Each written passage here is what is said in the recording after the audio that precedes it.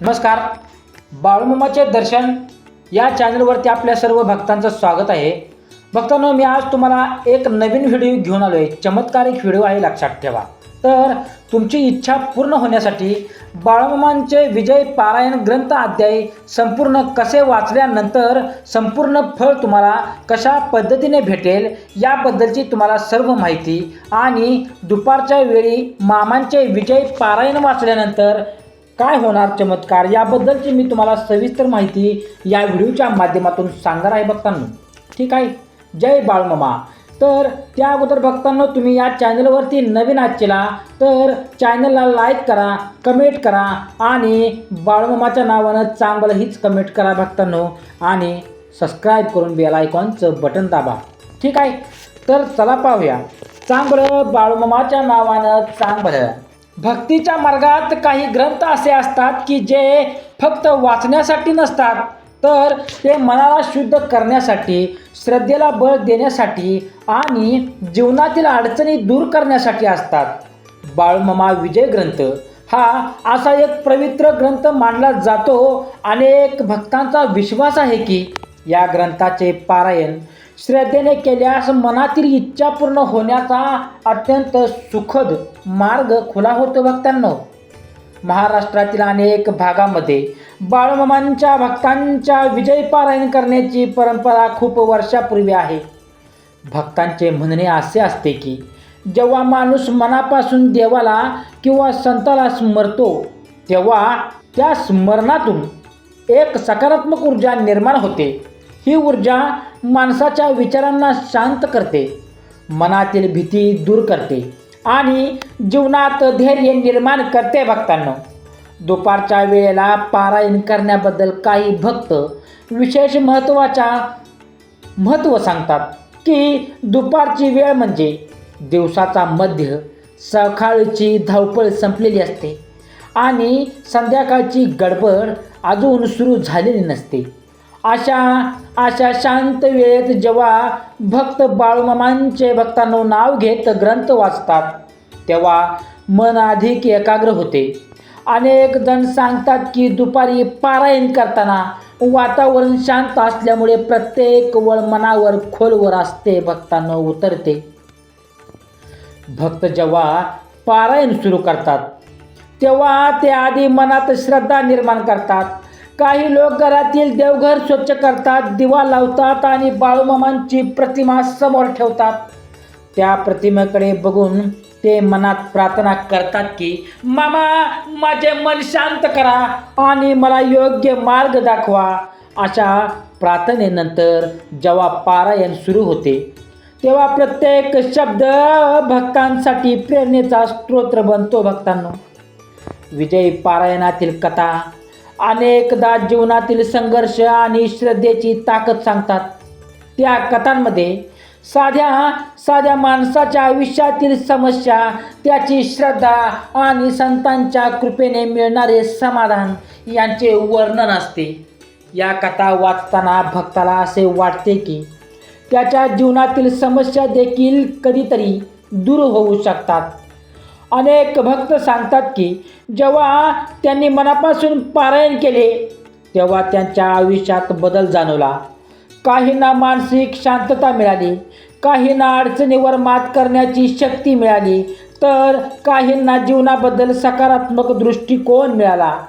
त्यामुळे पारायणाचे खरे फळ म्हणजे फक्त इच्छा पूर्ण होणे नाही, तर मनातील श्रद्धा आणि आत्मविश्वास वाढणे हे आहे. भक्तांनो, दुपारच्या वेळेला पारायण पूर्ण झाल्यानंतर काही भक्त शांतपणे बसून बाळूमामांचे स्मरण करतात. त्या शांत क्षणामध्ये ते आपल्या आयुष्याचा विचार करतात, चुका समजून घेतात आणि पुढील आयुष्य अधिक चांगले जगण्याचा संकल्प करतात. हा क्षण भक्तांसाठी खूप पवित्र मानला जातो, कारण भक्तांनो त्यावेळी मन पूर्णपणे शांत आणि देवाच्या स्मरणार्थ असते. भक्तीचा मार्ग नेहमीच संयम आणि श्रद्धेचा असतो. विजय पारायण वाचताना जर मनात शंका किंवा घाई असेल तर त्याचे पूर्ण फळ मिळत नाही असे अनेक जण सांगतात भक्तांनो. परंतु जर भक्त मनापासून नम्रतेने आणि श्रद्धेने पारायण करतो तर त्याच्या जीवनात सकारात्मक बदल घडू लागतात भक्तांनो. अनेक गावामध्ये असेही मानले जाते की जेव्हा एखाद्या घरात नियमित पारायण केले जाते तेव्हा त्या घरात शांतता आणि समाधान वाढते, घरातील सदस्यांमध्ये प्रेम वाढते आणि अडचणींना समोर जाण्याची ताकद निर्माण होते. त्यामुळे पारायण ही फक्त धार्मिक कृती नसून ती एक प्रकारची मानसिक साधना आहे. बाळूमामांच्या भक्तांसाठी विजयी पारायण म्हणजे श्रद्धेचा दीप आहे भक्तांनो. तो दीप जसा अंधार दूर करतो तसाच भक्ताच्या जीवनातील निराशा आणि भीती दूर करण्याची प्रेरणा देतो. त्यामुळे अनेक भक्त आजही श्रद्धेने हा ग्रंथ वाचतात आणि त्यातून जीवनाला दिशा मिळवण्याचा भक्तांनो प्रयत्न करतात. तसेच भक्तांनो, बाळूमामा विजयी पारायण ग्रंथाची कथा मी तुमच्या समोर मांडणार आहे. सत्य परिस्थितीवर घडलेली कथा हे लक्षात ठेवा.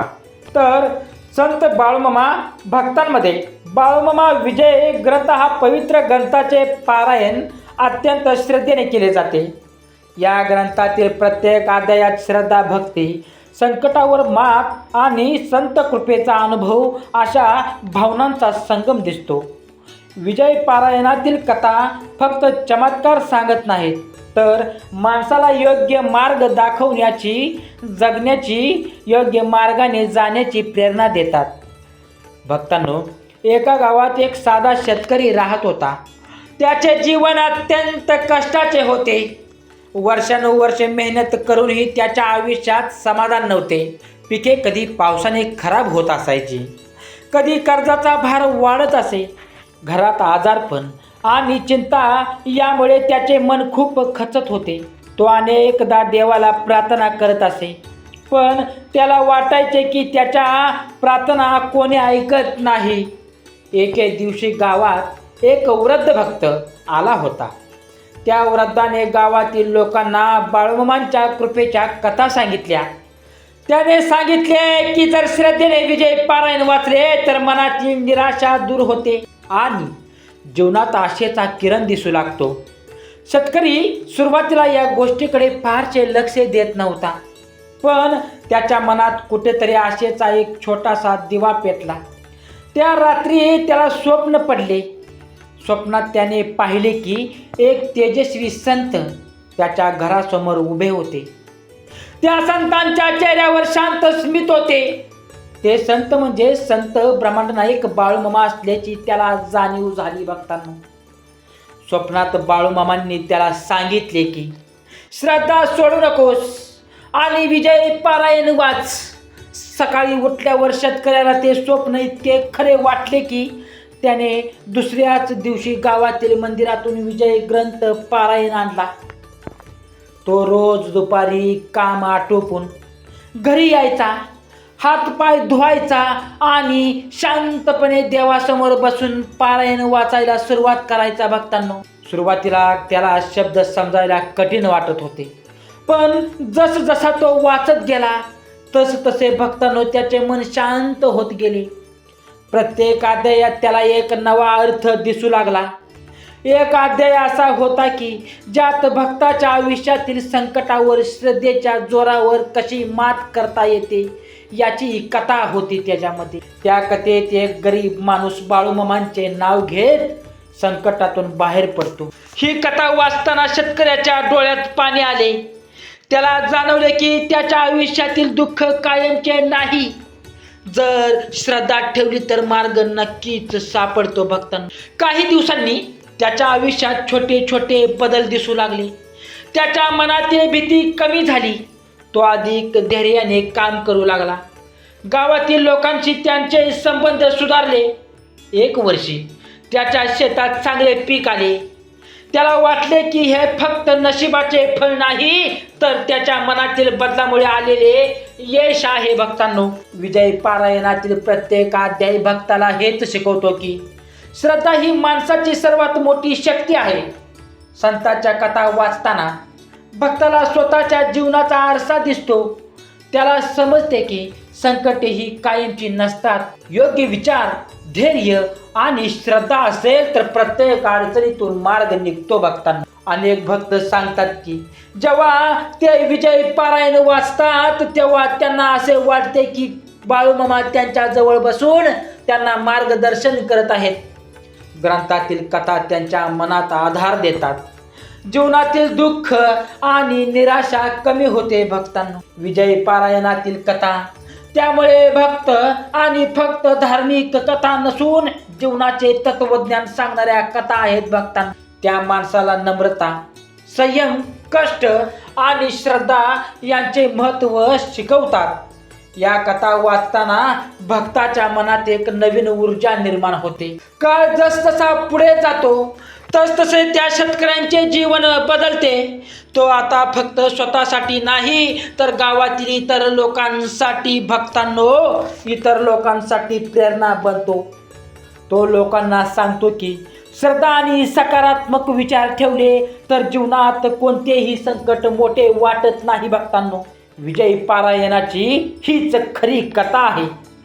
ही आपल्याला सांगते की संतांची कृपा म्हणजे फक्त चमत्कार नाही तर मनाला योग्य दिशा देणारी शक्ती आहे. जेव्हा भक्त श्रद्धेने पारायण करतात तेव्हा त्याला आपल्या जीवनातील अंधारातही प्रकाश दिसू लागतो. भक्तांनो, बोला बाळूमामाच्या नावानं चांगलं. या गोष्टीकडे, या पारायणाबद्दल, पारायण वाचल्यानंतर आपल्या जीवनात, आपल्या आयुष्यामध्ये काय घटना घडतात, कोणते चमत्कार घडतात हे मी तुम्हाला या कथेतून सांगितलं आहे भक्तांनो. तर तुम्हाला हे पूर्ण वाचायचं आहे, ठीक आहे. तसेच भक्तांनो, दुपारी पारायण केल्यावर मिळणारे 11 संकेत कोणते आहेत ते तुम्हाला ऐकायचे आहेत भक्तांनो. संत बाळूमामा यांच्या भक्तांमध्ये बाळूमामा विजय पारायण ग्रंथ विशेष श्रद्धेने केले जाते. अनेक भक्त सांगतात की जेव्हा दुपारच्या शांत वेळेत विजय पारायण वाचले जाते तेव्हा मन अधिक स्थिर होते आणि भक्ताला काही सूक्ष्म संकेत अनुभवायला मिळतात. हे संकेत नेहमीच चमत्कारासारखे दिसत नाहीत. अनेकदा ते मनातील बदल, वातावरणातील शांतता किंवा जीवनात येणाऱ्या सकारात्मक घटनांमधून जाणवतात. खाली त्या अनुभवांचे सविस्तर वर्णन कथेसारखे शिथिल दिलेले आहे, मी तुम्हाला सांगणार आहे भक्तांनो. तर दुपारी पारायण केल्यानंतर सर्वात पहिला संकेत अनेक भक्तांच्या मनात अनपेक्षित शांततेच्या रूपात जाणवतो. सकाळपासून चाललेली धावपळ, चिंता आणि विचारांची गर्दी अचानक कमी झाल्यासारखी वाटते. जणू काही मनावरचा भार हलका झाला आहे असे वाटते.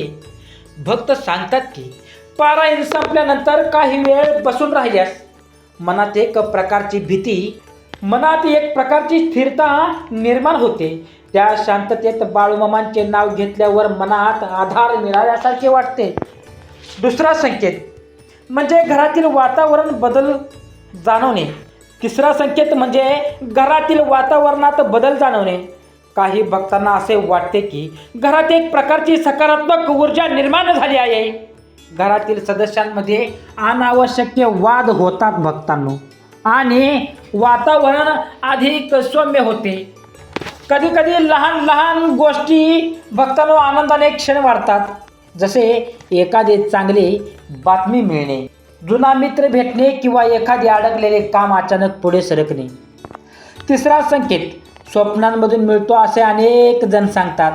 काही भक्त सांगतात की पारायण सुरू केल्यानंतर काही दिवसांनी त्यांना स्वप्न, मंदिर, संत आणि विचित्र स्थान दिसते. त्या स्वप्नामध्ये भीती नसते, उलट शांतता आणि आश्वासनाची भावना असते.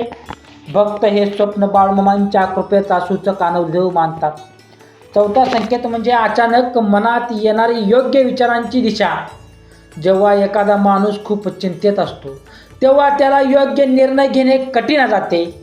परंतु पारायणानंतर अनेक भक्त सांगतात की त्याच्या मनावर अचानक एखादा चांगला विचार येतो ज्यामुळे त्यांना समस्या सोडण्याचा मार्ग दिसतो. हा संकेत म्हणजे संतांचे अप्रत्यक्ष मार्गदर्शन असल्याचे काही भक्त मानतात. पाचवा संकेत अडकलेली कामे हळूहळू सुटू लागणे. अनेक भक्तांच्या अनुभवात असे आले आहे की पारायण सुरू केल्यानंतर काही दिवसात एखादे जुने काम पूर्ण होते. 6वा संकेत म्हणजे स्वतःच्या स्वभावात होणारा बदल. पारायण करताना संतांच्या कथा आणि विचार वाचले जातात भक्तांनो. त्या विचारांचा प्रभाव मनावर पडतो. मनावर पडतो. त्यामुळे राग कमी होणे, संयम वाढणे किंवा इतरांबद्दल सहानुभूती वाढवणे असे बदल काही भक्त अनुभवतात. हा बदलच खरे तर पारायणाचे मोठे फळ मानले जाते. 7वा संकेत म्हणजे प्रार्थनेत वाढलेली एकाग्रता. पारायणाच्या आधी प्रार्थना करताना मन भटकते असे अनेकांना वाटते भक्तांनो. पण काही दिवस नियमित वाचन केल्यावर प्रार्थना करताना मन अधिक स्थिर राहते. बाळूमामांचे नाव घेताना एकाग्रता वाढते आणि भक्ताला देवाशी संवाद झाल्यासारखे वाटते भक्तांनो. 8वा संकेत म्हणजे धैर्य वाढवणे. जीवनातील संकटे अचानक नाहीशी होत नाहीत, पण पारायणामुळे मनात त्यांचा सामना करण्याची ताकद मिळते. अनेक भक्त सांगतात की पूर्वी ज्या समस्यांनी ते घाबरून जात होते त्याच समस्यांकडे आता ते अधिक धैर्याने पाहू लागतात. 9वा संकेत म्हणजे दान आणि सेवाभाव वाढणे. पारायणातील कथा वाचताना संतांचे जीवन आणि त्यांची करुणा यांचा प्रभाव पडतो. त्यामुळे काही भक्त इतरांना मदत करण्याची प्रेरणा अनुभवतात. 10वा संकेत म्हणजे जीवनाकडे पाहण्याचा दृष्टिकोन बदलणे. पारायण वाचताना भक्ताला समजते की जीवनात दुःख आणि सुख दोन्ही असतात. त्यामुळे अडचणी आल्या तरी निराश न होता त्यातून शिकवण्याची वृत्ती तयार होते. हा दृष्टिकोन बदलणे म्हणजेच संतांच्या शिकवणीचा खरा प्रभाव आहे. 11वा संदेश आणि सर्वात महत्त्वाचा संकेत म्हणजे श्रद्धेची वाढ. जेव्हा माणूस मनापासून पारायण करतो तेव्हा त्याच्या मनात विश्वास निर्माण होतो की तो एकटा नाही. भक्तांनो, त्याच्या मागे संतांची प्रेरणा आणि देवाची कृपा आहे. हा विश्वास माणसाला आयुष्यभर धैर्य देतो. या सर्व अनुभवामधून भक्तांना असे वाटते की दुपारच्या शांत वेळेत केलेले विजयी पारायण मनाला स्थिर करते आणि जीवनात सकारात्मक बदल घडवते. हे संकेत कधी मोठ्या चमत्कारांच्या रूपात दिसत नाहीत, पण ते मनाच्या गाभाऱ्यात घडणारे बदल असतात. त्या बदलांमुळे भक्त अधिक शांत, धैर्यवान आणि आशावादी बनतो. भक्तांनो, पारायण वाचल्यानंतर जे काही चमत्कार तुमच्या आयुष्यामध्ये, तुमच्या जीवनामध्ये घडणार आहेत ते मी तुम्हाला या व्हिडिओच्या माध्यमातून सांगितले आहे. तसेच भक्तांनो, मी सर्व पारायणे माझ्या यूट्यूब चॅनलवरती सोडलेले आहेत, लक्षात ठेवा. तर सर्वांनी ते सर्व अध्याय वाचून तिथे जाऊन ऐकावेत. त्या चॅनलला जाऊन, त्या व्हिडिओला जाऊन भेट द्यायची आहे. त्याशिवाय तुम्हाला बाळूमामांच्या भंडारीची ताकद समजणार नाही भक्तांनो. ठीक आहे. तर भक्तांनो, चॅनलवरती तुम्ही नवीन आहात तर लाईक करा, कमेंट करा आणि शेअर करायला विसरू नका भक्तांनो. बोला बाळूमामाच्या नावानं चांग भलं.